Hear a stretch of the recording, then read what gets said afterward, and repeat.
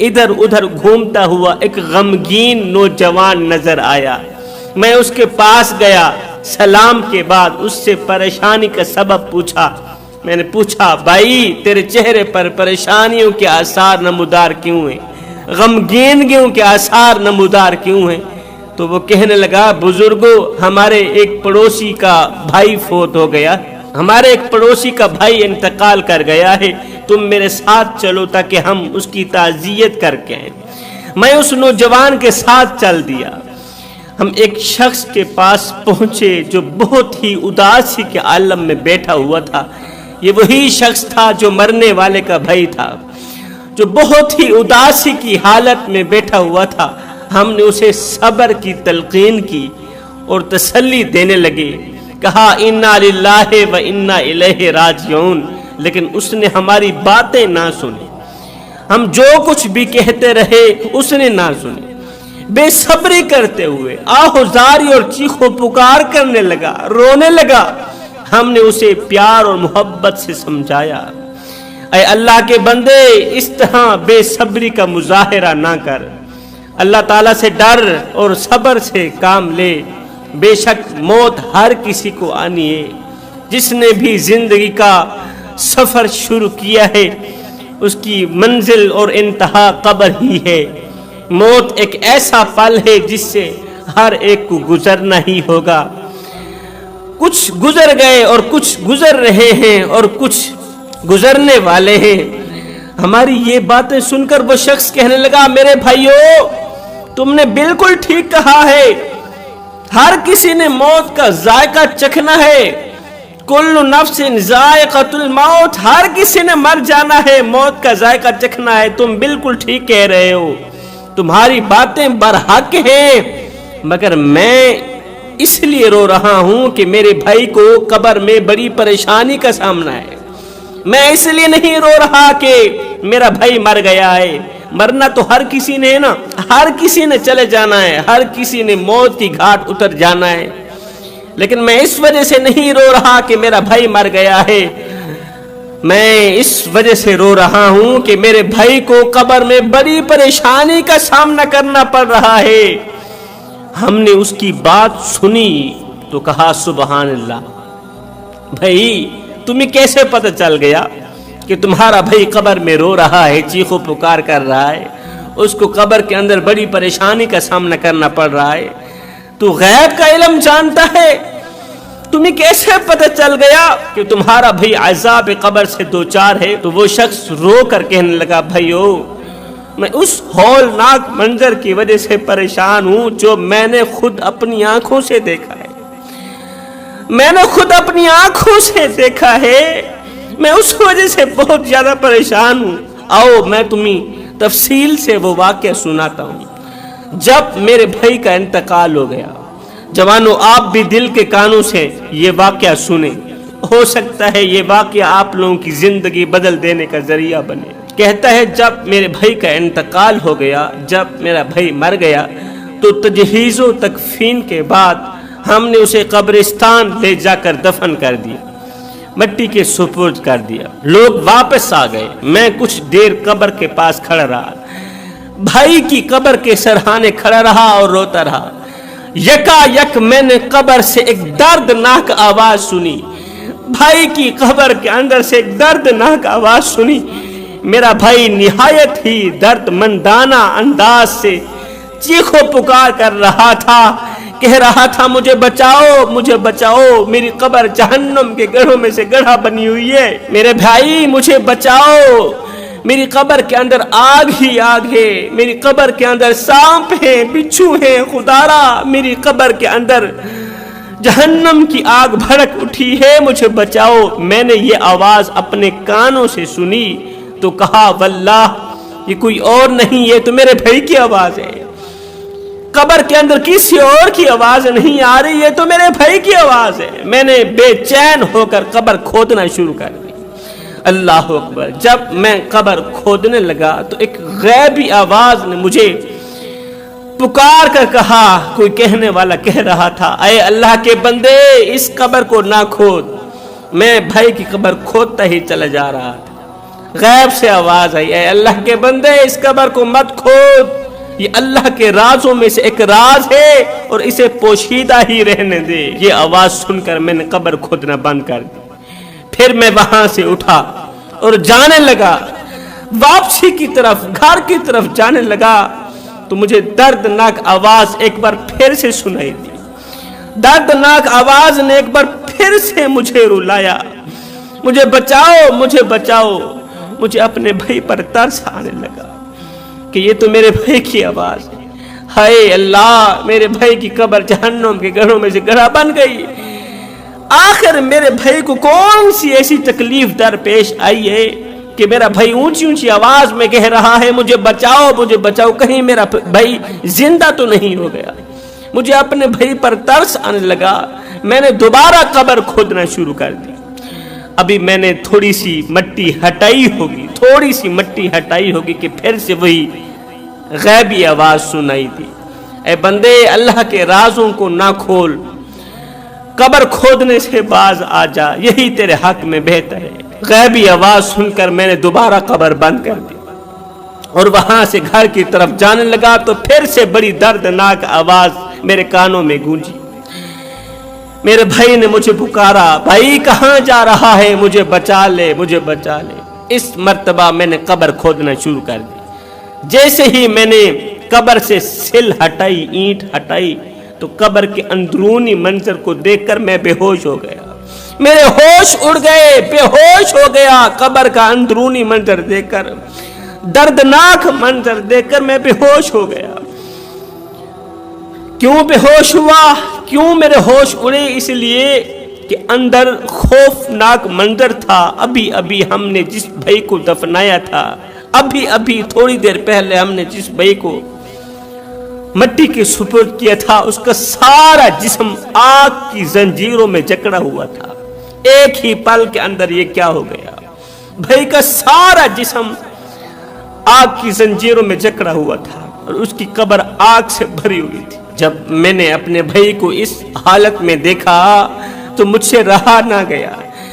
میں نے اسے زنجیروں سے آزاد کرانے کے لیے اپنے ہاتھ اس کی گردن میں بندھی ہوئی زنجیروں کی طرف بڑھائے۔ بھائی کو زنجیروں سے آزاد کرانے کے لیے اپنا ہاتھ اس کی گردن میں بندھی ہوئی زنجیر کی طرف بڑھایا۔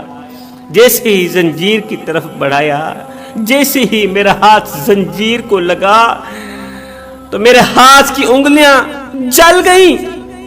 جیسے ہی میرا ہاتھ زنجیر کو لگا تو میرے ہاتھ کی انگلیاں جل گئیں، ہاتھ سے جدا ہو گئیں، جل کر ہاتھ سے جدا ہو گئیں۔ مجھے بہت زیادہ تکلیف محسوس ہونے لگی۔ میں نے جیسے تیسے قبر کو بند کیا۔ اتنی تکلیف ہوئی کہ اس سے پہلے مجھے تکلیف نہیں ہوئی تھی۔ میں نے فوراً ہی قبر کو بند کر دیا تھا۔ یہ تو اللہ کے رازوں میں سے ایک راز تھا اور وہاں سے بھاگتا ہوا نظر آیا، بھاگتا ہوا گھر گیا۔ اللہ اکبر! یہ کہانی سنانے کے بعد اس شخص نے کہا، دیکھو میرے ہاتھ کی انگلیاں، دیکھو میرے ہاتھ کی انگلیاں بالکل جلی ہوئی ہیں، میرے ہاتھ کی انگلیاں کٹی ہوئی ہیں اور ابھی تک مجھے شدید درد ہو رہا ہے۔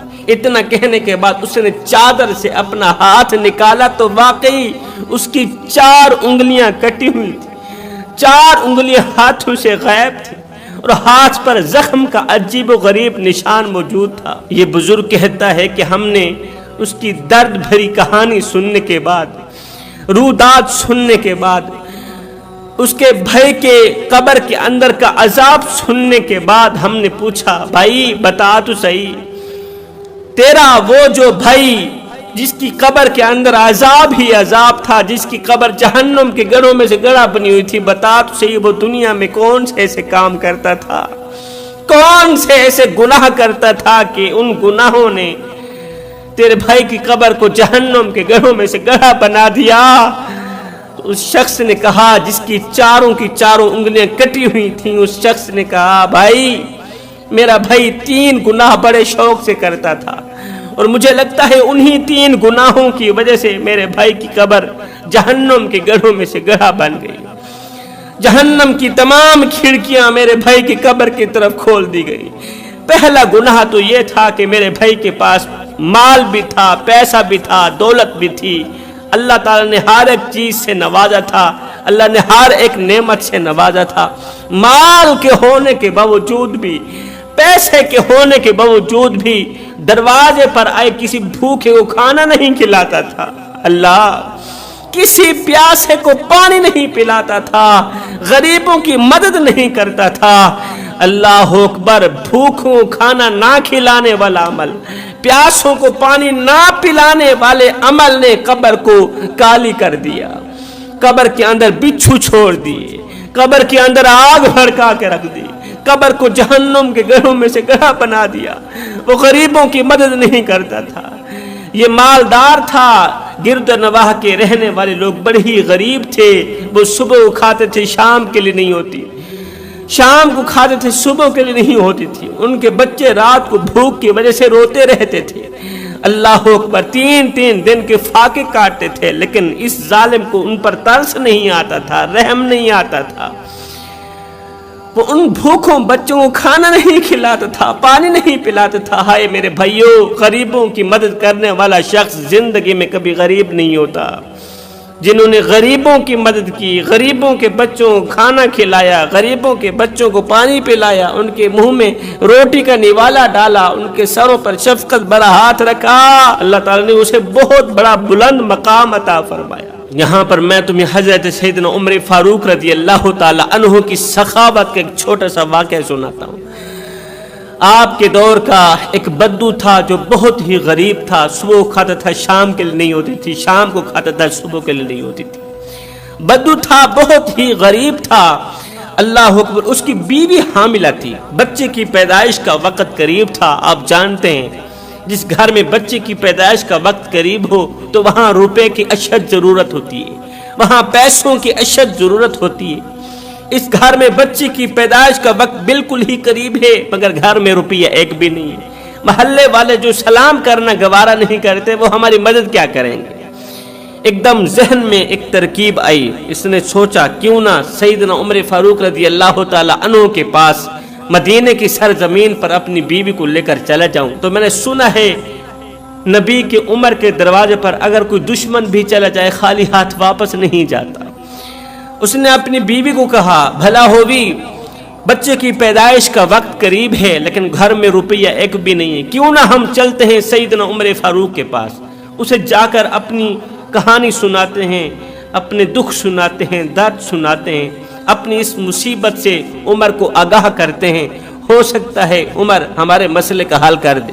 اس سوچ کی بنیاد پر یہ دونوں میاں بیوی گھر سے باہر نکلے، گھر کو تالے لگایا، پورا دن سفر کرتے رہے، پورا دن سفر کرتے رہے، اللہ اکبر۔ چلتے چلتے جیسے ہی مدینے کی دہلیز پر انہوں نے قدم رکھا تو شام ہو گئی، اندھیرا چھا گیا، مدینے کی دہلیز پر ہی اندھیرا چھا گیا۔ جیسے ہی اندھیرا چھایا تو اس غریب بدو شخص نے اپنی بیوی کو کہا کہ کیوں نہ رات گزارنے کے لیے ہم یہاں پر خیمہ لگا لیتے ہیں، رات گزارتے ہیں، صبح ہوتی، صبح کا سورج طلوع ہوتی ہم سیدنا عمر فاروق کے پاس چلے جائیں گے، عمر کو جا کر اپنا دکھ سنائیں گے، درد سنائیں گے، اپنے حال سے آگاہ کریں گے تو مجھے امید ہے وہ ہماری ضرور مدد فرمائیں گے، ضرور مدد کریں گے۔ اب اس غریب شخص نے وہاں پر مدینے کی دہلیز کے اندر ہی ایک خیمہ لگایا رات گزارنے کے لیے کہ صبح ہوتے ہی عمر کے پاس چلے جائیں گے۔ اس نے خیمہ لگایا، بیوی کو اندر سلا دیا، خود باہر آگ لگا کے بیٹھ گیا۔ اللہ اکبر۔ اب بیوی اندر سے رو رہی ہے، درد کی وجہ سے چیخ رہی ہے، بچے کی پیدائش کا وقت قریب ہے، اور باہر بیٹھا بدو شوہر بیوی کو تسلیاں دے رہا ہے، حوصلے دے رہا ہے کہ بھلا ہووی چپ کر، صبح ہوتے ہی، صبح کو سورج طلوع ہوتے ہی عمر کے پاس چلے جائیں گے، تھوڑا اور برداشت کر، تھوڑی تکلیف اور برداشت کر لے۔ مگر وہ مرتی کیا نہ کرتی، بچے کی پیدائش کا وقت قریب تھا۔ ادھر سے سیدنا عمر فاروق رضی اللہ تعالی عنہ کا آپ کا معمول تھا کہ آپ راتوں کی تاریکیوں میں اٹھ اٹھ کر مدینے کی گلیوں میں گشت کیا کرتے تھے، مدینے کی گلیوں میں گشت کیا کرتے تھے کہ کہیں کوئی کتا تو بھوکا نہیں سو گیا۔ اللہ اکبر، کہیں کوئی جانور تو پیاسا نہیں سو گیا؟ جو عمر بھوکے کتے کا اتنا خیال رکھتا ہے وہ انسان کا کتنا خیال رکھتا ہو۔ مدینے کی گلیوں میں گشت فرما ہی رہے تھے کہ آپ کی اچانک نظر اسی طرف گئی جس طرف اس بدو نے خیمہ لگایا ہوا تھا اور باہر آگ جلائی ہوئی تھی۔ آپ نے دیکھا کہ دور آگ جل رہی ہے اور ساتھ میں خیمہ لگا ہوا ہے۔ سیدنا عمر فاروق رضی اللہ تعالی عنہ گلی سے نکلے، سیدھا اسی خیمے کی طرف، اسی آگ کی طرف گئے۔ اللہ اکبر۔ پوچھا بھائی تو کون ہے؟ اس نے کہا جا پہلے تو میری بیوی درد کی وجہ سے رو رہی ہے، چیخ رہی، اوپر سے تو بھی آ گیا ہے مجھے پریشان کرنے کے لیے۔ سیدنا عمر فاروق رضی اللہ تعالی عنہ نے پوچھا بھائی بتا تو صحیح تو کون ہے، کہاں سے آیا ہے، کہاں جانا چاہتا ہے، اور یہاں تو نے خیمہ کیوں لگایا ہوا ہے، کس وجہ سے لگایا ہوا ہے، تو مسافر ہے تو کہاں سے آ رہا ہے، کہاں جانا چاہتا ہے؟ تو اس بدو نے کہا کہ میں غریب ہوں، صبح کھاتا ہوں شام کے لیے نہیں ہوتی، شام کو کھاتا ہوں صبح کے لیے نہیں ہوتی، امیری کا جنازہ نکل گیا ہے، غربت عروج پر آ گئی ہے، میرے گھر کو غربت کی دلدل نے اپنی لپیٹ میں لے رکھا ہے، میرا گھر غربت کی دلدل میں پھنس گیا ہے، میری بیوی حاملہ ہے اور بچے کی پیدائش کا وقت بالکل ہی قریب ہے۔ دراصل میں عمر فاروق کے پاس جا رہا تھا کہ وہی میرے مسئلے کا حل فرمائیں گے، لیکن شام ہو گئی، اندھیرا چھا گیا، تو رات گزارنے کے لیے میں نے یہاں خیمہ لگا لیا۔ کوئی بات نہیں، صبح کا سورج طلوع ہوتے ہی میں عمر کے پاس چلا جاؤں گا، اور عمر فاروق مجھے پکا یقین ہے کہ وہ میرے اس مسئلے کا ضرور حل کریں گے۔ اللہ اکبر۔ اب سامنے کون کھڑا ہے؟ سیدنا عمر فاروق رضی اللہ تعالی عنہ کھڑے، اس کی رودات سن رہے ہیں، اس کی درد بھری فریاد سن کر سیدنا عمر فاروق رضی اللہ تعالی عنہ الٹے پاؤں، جب آپ نے پوچھا نا کہ یہ خیمے کے اندر کون رو رہی ہے، کون چیخ رہی ہے، تو اس نے کہا یہ میری بیوی ہے، بچے کی پیدائش کا وقت قریب ہے، کوئی بات نہیں، ابھی صبح کا سورج طلوع ہونے والا ہے۔ جیسے ہی آپ کو پتہ چلا کہ بدو کی بیوی درد میں مبتلا ہے، تکلیف میں مبتلا ہے، تو سیدنا عمر فاروق رضی اللہ تعالی عنہ الٹے پاؤں واپس اپنے گھر کی طرف گئے، بھاگتے ہوئے دوڑتے ہوئے گھر کی دہلیز پر قدم رکھا، زوجہ محترمہ کو اٹھایا کہ اگر تمہیں نیکیاں مل رہی ہوں، رات کے دوسرے پہر اگر تجھے نیکیاں مل رہی ہوں تو لینا چاہو گی؟ اس نے کہا حضور کیوں نہیں لینا چاہو گی؟ آپ نے فرمایا پھر اٹھ، میرے یار کی بیوی درد میں مبتلا ہے، بدو کی بیوی درد میں مبتلا ہے، میرے غریب دوست کی بیوی درد میں مبتلا ہے، اٹھ چلتے ہیں اس کی تکلیف دور کریں، اس کی مدد کرتے ہیں، اس کی ہیلپ کرتے ہیں۔ اب زوجہ محترمہ نے دائیوں والا جو سامان ہوتا ہے وہ اٹھایا، ساتھ میں کہا حضرت آپ پھر لکڑیاں اٹھائیں، سر پر رکھیں، چلتے ہیں تیرے دوست کی بیوی کی مدد کرتے ہیں۔ سیدنا عمر فاروق رضی اللہ تعالی عنہ نے لکڑیاں اٹھائیں، اپنے کندھے پر رکھی۔ 24 لاکھ مربع میل کا شہنشاہ ہے، ایک غریب کی مدد کرنے کے لیے، 2 ٹکے کا غریب ہے، اس کی مدد کرنے کے لیے، اس کی تکلیف دور کرنے کے لیے، اس کی پریشانی دور کرنے کے لیے 24 لاکھ مربع میل کی شہنشاہ نے اپنے کندھے پر لکڑیاں اٹھائی، زوجہ محترمہ کے ساتھ خیمے کی طرف جا رہے ہیں۔ جیسے ہی خیمے کے قریب گئے تو زوجہ محترمہ نے سیدھا خیمے کے اندر جا کر دائیوں والا کام شروع کر دیا، کیونکہ بچے کی پیدائش کا وقت بالکل ہی قریب تھا۔ تو سیدنا عمر فاروق رضی اللہ تعالی عنہ باہر بدو کے سامنے ایسے ہاتھ باندھ کے کھڑے ہیں، ہاتھ باندھ کے کھڑے ہیں۔ بدو کو ایسے ہی لگا کہ یہ یہاں کا کوئی غلام ہے، نوکر ہے۔ اس بدو نے آرڈر چلانے شروع کر دیا، حکم چلانے شروع کر دیا، اور جلدی جائے آگ لے کر آ۔ سیدنا عمر فاروق دوڑ کر جاتے ہیں، آگ لے کر آتے، جلدی جا لکڑیاں لے کر آ۔ سیدنا عمر فاروق دوڑ کر جاتے ہیں، لکڑیاں لے کر آتے، اوے پانی لے کر آئے، جلدی جاتے ہیں، دوڑ کر جاتے ہیں، پانی لے کر آتے ہیں، داڑھی مبارک لپیٹ کر پھونکا مارتے ہیں، آگ جلاتے ہیں۔ بدو کی باتیں برداشت کر رہے ہیں، بدو کہتا ہی چلا جا رہا ہے، حکم کرتا چلا جا رہا ہے، آرڈر پہ آرڈر کرتا چلا جا رہا ہے۔ اوے اگر تیری بیوی نے میری بیوی کو مار دیا، اگر اسے دائیوں والا کام نہ آیا، تیری بیوی نے میری بیوی اور میرے بچے کو مار دیا، تو کل عمر کی عدالت میں تیرا مقدمہ درج کروں گا، تیری شکایت پیش کروں گا۔